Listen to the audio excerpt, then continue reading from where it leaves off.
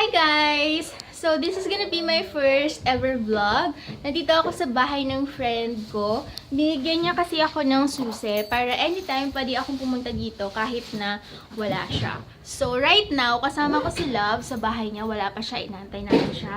At iniisip namin kung anong kakainin namin later.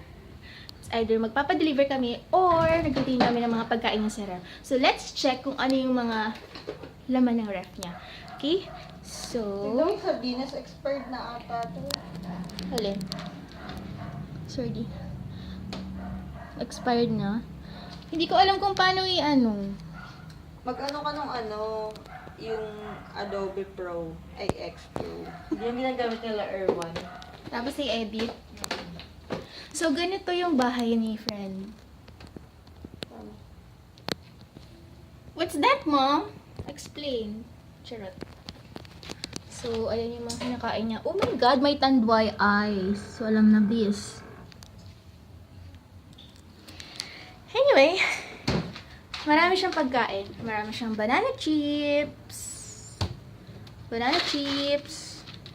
Tapos, ang dami niyang books. Look. Ang dami niyang books. Ay. And, wala siyang gas daw. Wala siyang gas. Hindi makapagluto. Gusto mo bang magluto? Hindi. Pwede tayo magpa-deliver. Hindi, walang gas. Tapos, Malamig na ba say ito? hi, loves. Kita niyo siya. Oh my God! Ayos, ito yung room niya.